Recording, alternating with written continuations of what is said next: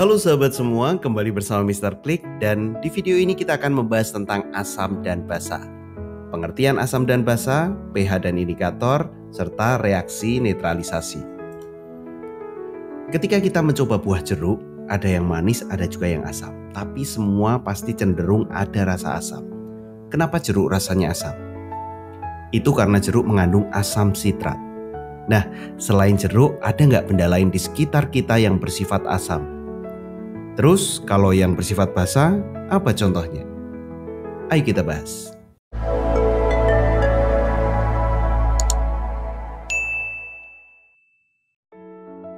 Setelah menonton video ini, sahabat diharapkan dapat menjelaskan konsep asam dan basa.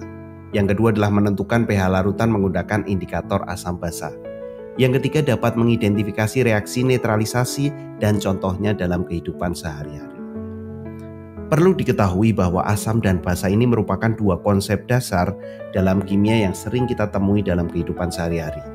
Mulai dari makanan yang kita konsumsi, produk pembersih yang kita gunakan, hingga proses biologis dalam tubuh kita. Apa sebenarnya asam? Asam adalah zat yang dalam larutan airnya dapat melepaskan ion hidrogen atau H+.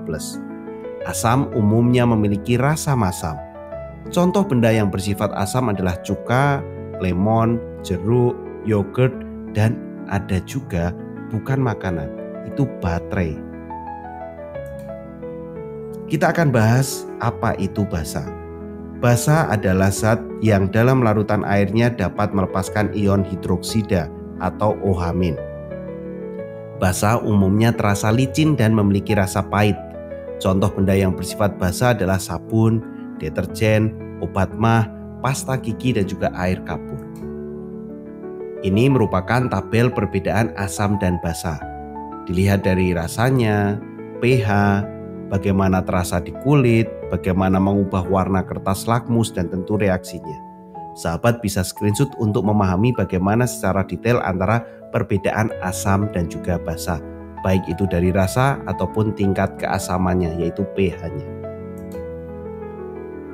Untuk menentukan apakah suatu larutan itu asam atau basa, kita dapat menggunakan pengukur pH, pengukur tingkat keasaman suatu larutan, atau menggunakan indikator asam basa.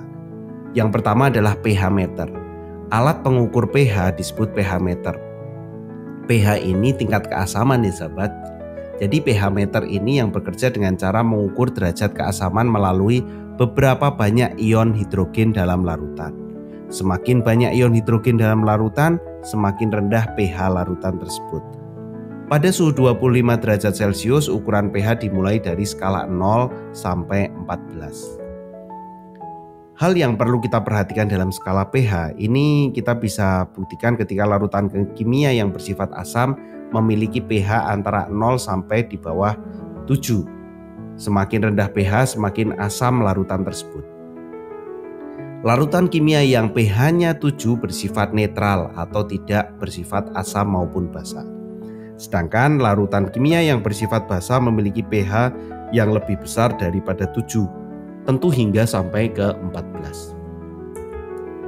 Nah, yang perlu kita tahu juga adalah respon dari kertas lakmus. Kertas lakmus ini merupakan indikator asam basa. Kertas lakmus digunakan untuk menguji sifat asam atau basa suatu larutan. Lakmus merah tetap merah dalam asam dan berubah biru ketika dalam basa. Sedangkan lakmus biru tetap biru dalam basa dan berubah menjadi merah dalam asam. Jika tidak ada perubahan warna, maka larutan bersifat netral. Ini merupakan satu gambaran kertas lakmus ketika digunakan untuk menentukan asam dan basa. Yang kedua adalah indikator alami.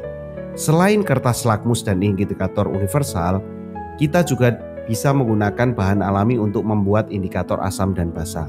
Misalnya dengan cairan dari kunyit, bunga kembang sepatu, bunga bit, bunga mawar, bayam merah, ataupun kol ungu. Selanjutnya adalah reaksi netralisasi. Nah, reaksi netralisasi ini merupakan reaksi kimia yang terjadi ketika asam dan basa bereaksi dengan jumlah yang sama. Reaksi ini menghasilkan larutan netral dengan pH 7. Contoh reaksi netralisasi adalah reaksi antara asam dan basa yang menghasilkan garam dan air.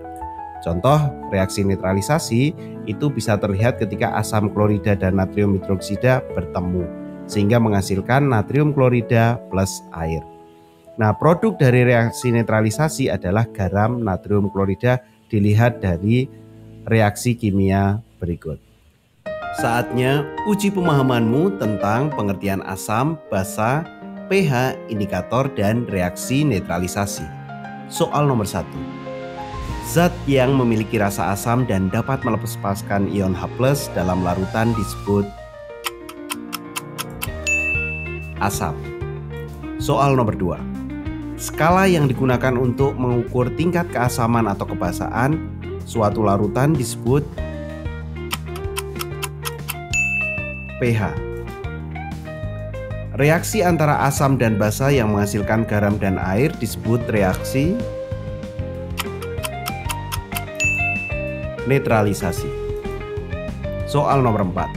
Zat yang bersifat basa akan berubah indikator menjadi biru jika diuji dengan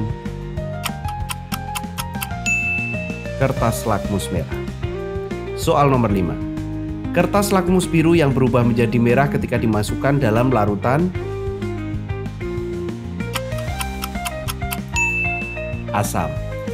Terima kasih telah menyimak video Mr. Klik. Semoga video ini bermanfaat dan sampai jumpa di video selanjutnya. Dadah.